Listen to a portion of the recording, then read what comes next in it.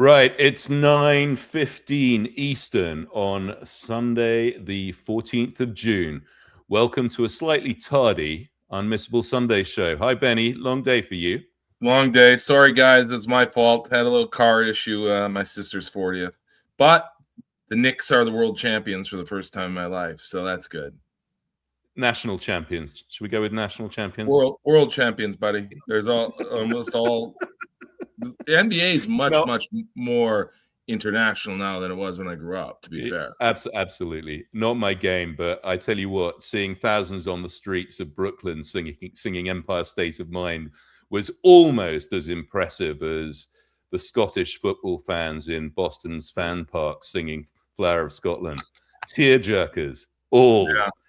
Listen, let's kick off. This is not going to be a SpaceX show, but we are going to start with a SpaceX slide, if only to say, wow, the prediction markets did a pretty good job. Yeah. This is the hyperliquid future for the sort of basically the 1 week run up until Friday's opening of SpaceX. You know, essentially for an entire week during pretty crazy markets. Let's not forget.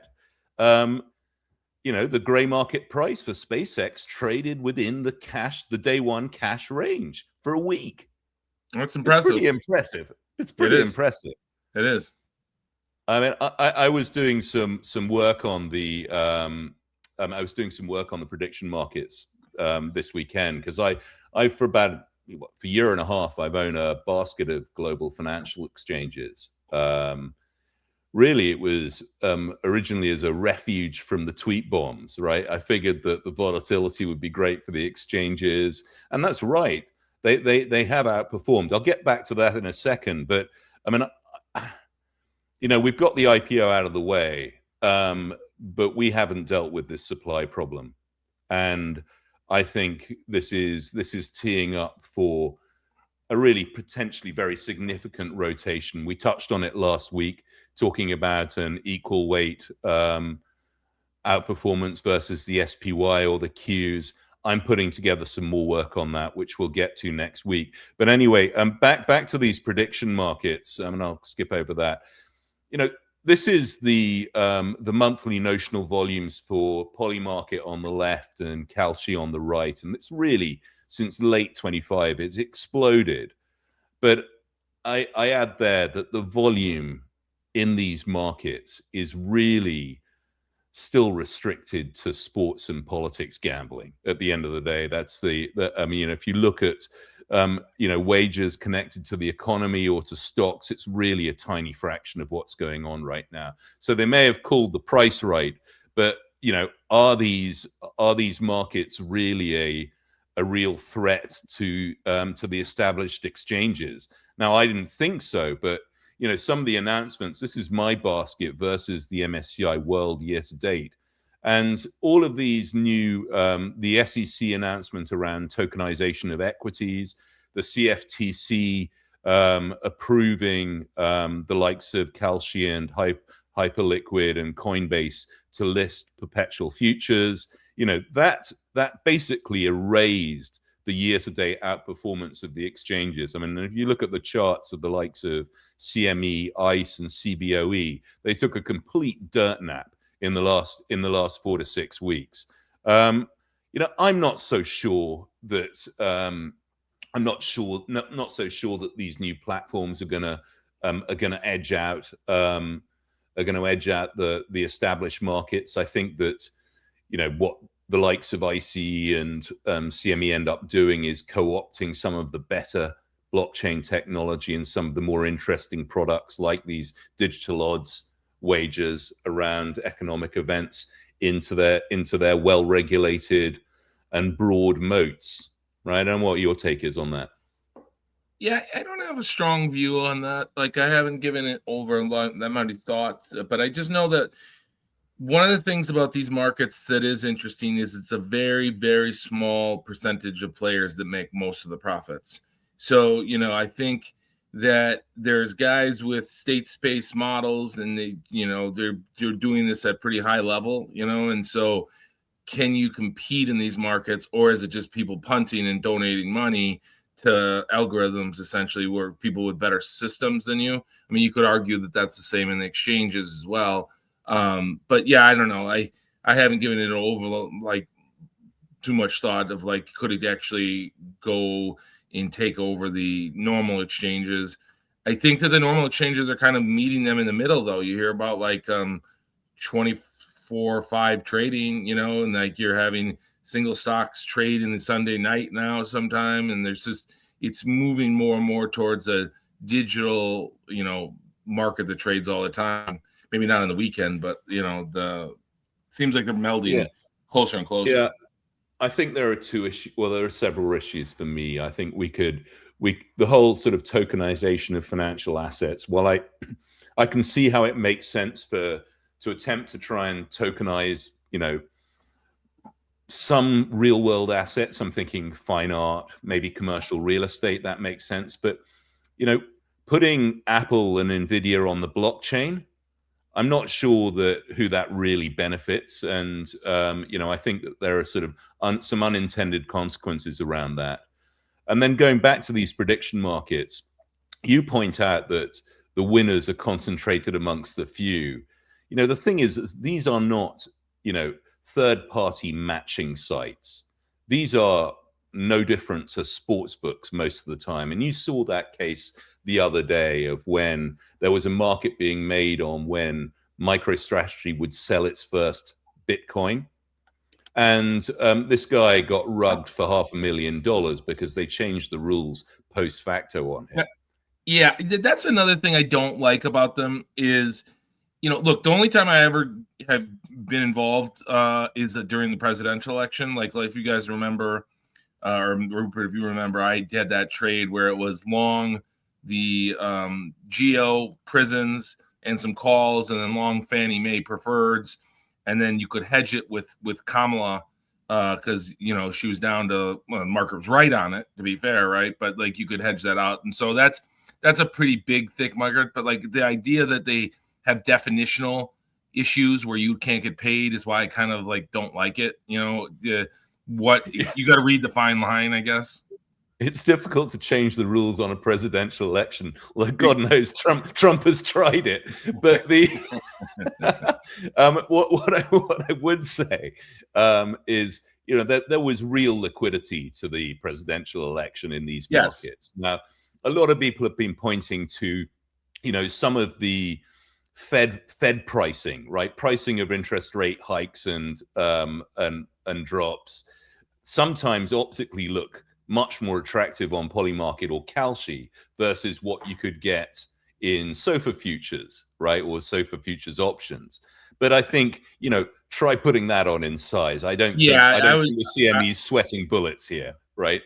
Yeah, I would say that that's the case. And remember that one of the reasons why some of those prediction markets have been a little tighter is that they're thinner and they don't have guys actually commercially hedging in there. You know, like the SOFR market is, there's actual banks who need to hedge their books and stuff, and that's a big market, so it can get jacked around because of there is real players, big size in there, right? So, yeah, I don't really think that, you know, I think from an informational volume or value, it's valuable, but I don't think it's anything that's in a world of coming close to competing with those.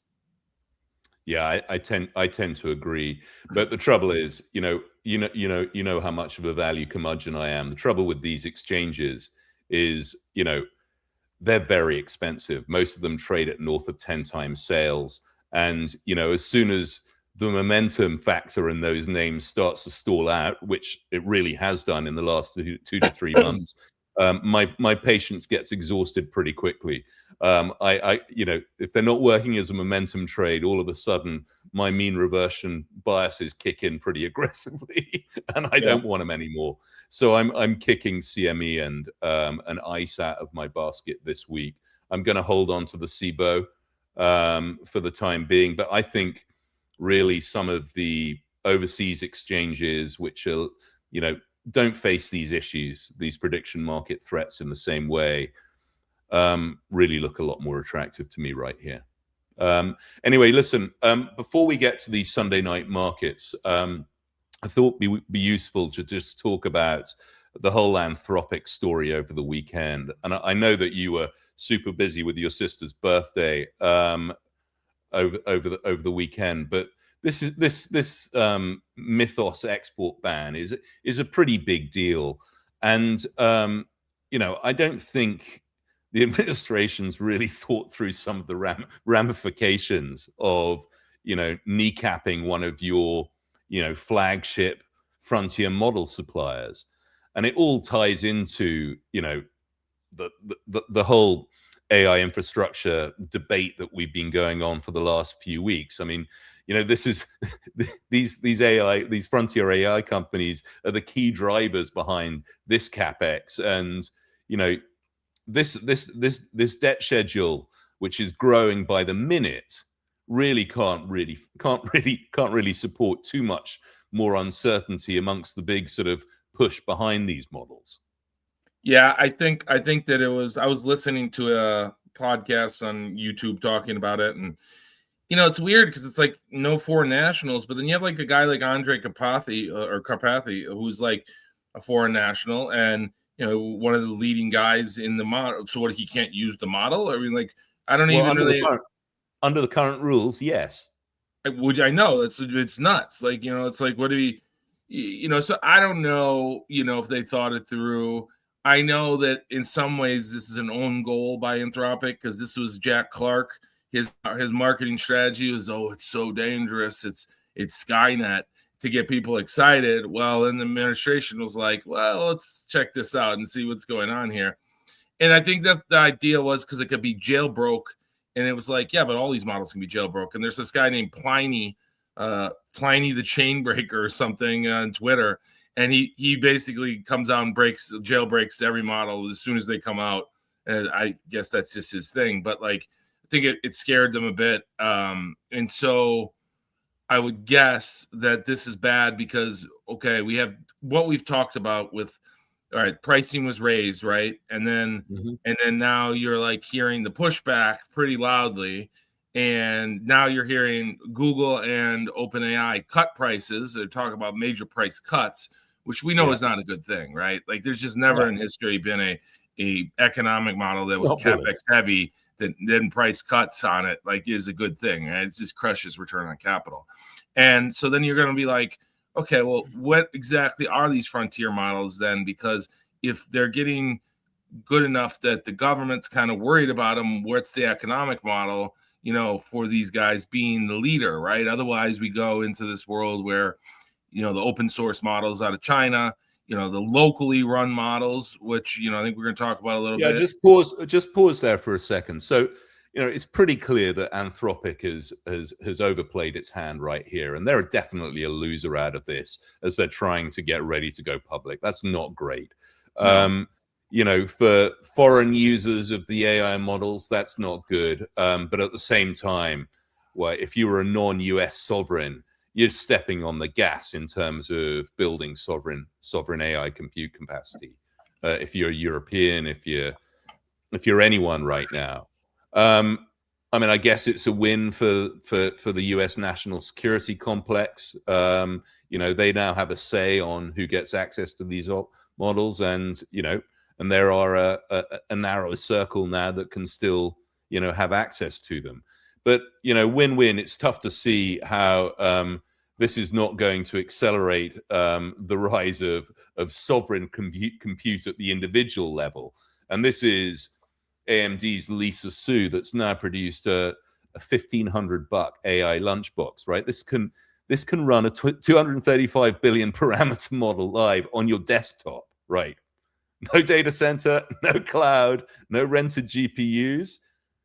Isn't this what this is beginning to look like? Using an open source model with access, sandboxed with access to your own archive and your own data. How many people really need to use the cutting edge frontier models? Yeah, that's where I think it comes down to. I think that there's going to be a big period here of figuring out, well, okay, what is my task? What's the right model to use for my task? And matching that, I talked about Open Router, I talked about RAMP, you talked about harnessing and optimizing, but I think it's also just like, okay, what am I doing? and what do I need, and then how do I measure the return on investment? And I think that there's a bunch of people are having a hard time measuring that, right? So, and I think that that's kind of where we're coming out at, that the returns are questionable. We're saying, oh, well, Anthropic has the best model. Well, okay, it's the best model, but what's the cost? And then can you even use it? Apparently now is like, before it was just the cost. Now you got the government just like snatching it on them. So that's a whole new wrinkle in this, in this puzzle that we've been working on quite diligently lately. Yeah, I mean, it really is. Anyway, so I mean, this all feeds into the whole sustainability of the circular financing model that we've got right now. And just to promote your John Law Elon Musk piece that came out last week. Anyone that hasn't seen it, please check it out on Benny's Stack. I've just seen a couple of really interesting pieces that have just hit my inbox around comparing, the funding model here with the hyperscalers and the neoclouds with the airlines. Quite interesting. Yeah. I think there's some major questions being asked here right now. Yeah, I think so too. I think that we had a period of not hardly any questions being asked. And then I think we've now moved into a period where there's a lot of questions being asked. And I think with the two S1s coming out, which we'll take a good look at when they come, the question will be, let's get some numbers around this. Let's see what these things look like. Let's see how these cost cuts play out. Let's see how many people are going to move to the local model. Let's see if the government actually does bend the knee and let them have it. Let's see if the open sourcing. So there's just a lot of things in play here. And that's not even in talking about like the actual asset that's being invested in, which is these expensive chips, which, we have a questionable useful life for. And when we talked about the shale revolution, where an oil well, the economic value of an oil well is like pretty much first 2 years are 80% of your oil, right? And so the GPUs kind of have a similar concept to that, where you're really getting what you need for the first 2 or 3 years, and then there's a tail to it. And so we'll see how it plays out. There are arguments that, as more and more compute's needed, that the value will stay. That would a bull argue. But I kind of tell you, it's not great with these guys, 2 IPOs coming up right now. But we will say that the SpaceX IPO traded well, and that needed to happen, because if that would have not done well and traded heavy, it would have been a real hard thing for the market, for these IPOs, for all the paper that's coming that we've talked about extensively. Yeah. And listen, I hats off to the guys for getting it out as smoothly as they did on Friday. I mean, that was a huge amount, just a massive, unprecedented amount of paper to move. Yep. And it's traded pretty well in the after. I think that the ongoing test is significant. We've got $400 billion worth of equity supply coming from insiders in the next 2 weeks' time, right? So that's all got to get absorbed, and that's without the help of the S&P. Anyway, listen, let's get back to markets, because we need to respond to the latest developments in the Middle East. This was the scorecard last week. Pretty good for everything except the stuff that I'm maximum long. Right. and the way the market's opening tonight, on the back of the deal signed from outside the cage match on the South Lawn, or should I say DocuSigned from outside the cage match on the South Lawn. I don't know, Ben. Listen, the US is declaring it all over and taking its ball off the pitch. I don't think we have lived through the consequences of what's going on in the energy complex yet. Yeah, I guess we'll just have to see. There had been guys talking about the Strait was open last week. There's people who told me, Trump had kind of set this up to get, let the market be a little weak, and then announce the deal, SpaceX, and now it's over, and rip it higher. Nasdaq futures love it, right? I mean, Yeah, it's gonna be an all Nas- time a day. Nasdaq's Um, probably up 5% since Thursday night or whenever this came out, basically. Yeah, I mean, I listen. So, I mean, what I find so interesting is this was basically snapshot about an hour and a half ago. You know, we're down 4% in front month Brent here. You know, this will be the fourth Monday in a row that I've been topping up my Brent position. I know losers shouldn't average losers, but I'm doing that, and I really do see the pink circle down there. You know, you know there's no open interest in these contracts right now. Everyone's been shaken out by the volatility right now. And, you know, if we do have an accident at the front of the curve now, this thing could squeeze so aggressively. Mm. Anyway, listen, the it gets us all back now. I mean, we're going into the summer lull now. We've got another shortened week. We've got Vixpiration. We've got a pretty important sort of June OPEX coming up at the end of this week. You know, things look priced for perfection here. I don't think I'm racing to grab my checkbook right now off the back of the latest developments, though. Yeah, I don't think so. I think that like it's just one of those things where we're in a weird spot with the market kind of now pricing in a deal for the how many times we priced in a damn deal. 39. Yeah, Oh, I this is mean, number 39, right? I think we have what we've talked about with the concerns about the data center capex. We have the supply, and we'll see about how this economy like plays out. So with midterms will start becoming a thing the closer we get to October. But yeah, for right But now, Wash's first meeting this week, and right? and the BOJ, right? And we saw Yeah. Indonesia raise rates. So I think there is a component to that. Now, look, the SOFR futures are up 8 or 9 basis points tonight.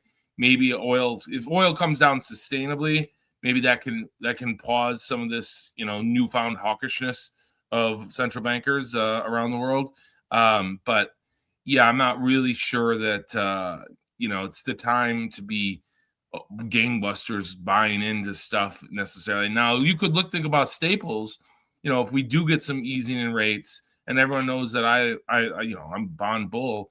That stuff is as a percentage of healthcare and staples both look like something that could be interesting to get involved with because they've been kind of left behind, and as a percentage of the S&P, they're back down to where they were in the .coms, and rates could help them. Yeah, interesting. Just going back to the board that we had yesterday that I put up just a moment ago, we talked about this equal weight versus Qs, and that was a pretty solid 50 basis point outperformance by the Qs again last week, with all of that supply being funded. I'm still getting increased conviction about that rotation, but doesn't want to start yet. Yeah. Well, we'll see. Yeah. Okay. Might wrap it up pretty quickly here tonight. Anything else you want to do, Benny?